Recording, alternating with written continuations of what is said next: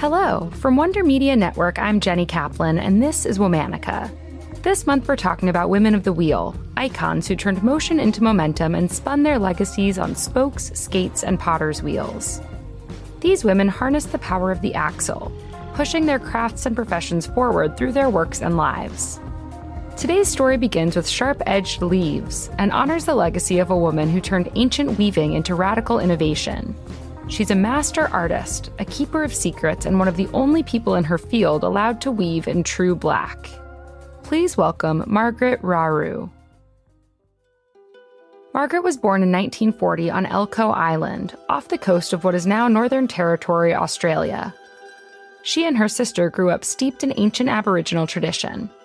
They learned the creation narratives from their father, which were enshrined on sheets of bark and wooden memorial poles. Along with painting, weaving played a huge role in their community. The art was passed from one generation to the next. From a young age, Margaret learned how to gather and prepare pandanus, a plant used for weaving.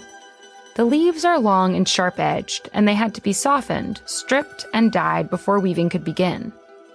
At just 8 or 9 years old, Margaret would watch on as her mother and grandmother wove bags and baskets. The work was careful, detailed, and deeply tied to the land. Margaret was just a teenager when she began weaving herself. To learn the proper techniques, she would spend hours watching her aunties as they worked. At first, Margaret only attempted to make plain baskets.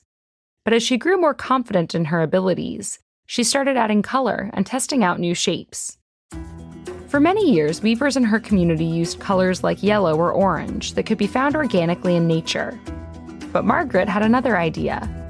She started experimenting, boiling different plants, testing methods, trying again and again until she created something no one else had, a true, rich black.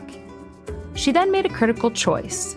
No one else could use this color unless she gave them her permission.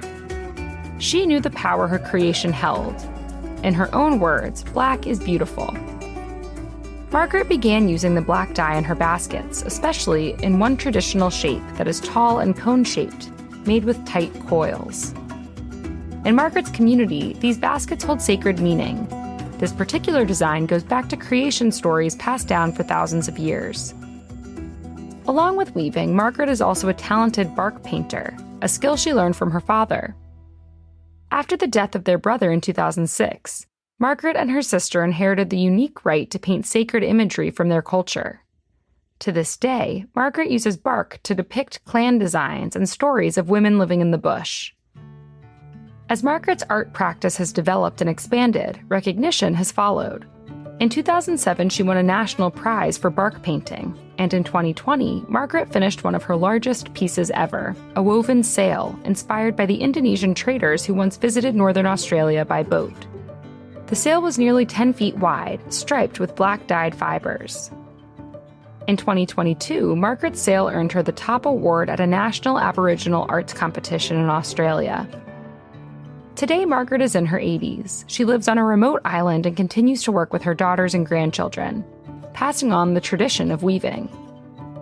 As she once said, "Those are our designs, they are sacred, but we're just bringing them out into the open. For you, you will see them." All month, we're talking about women of the wheel. For more information, find us on Facebook and Instagram at Womanica Podcast.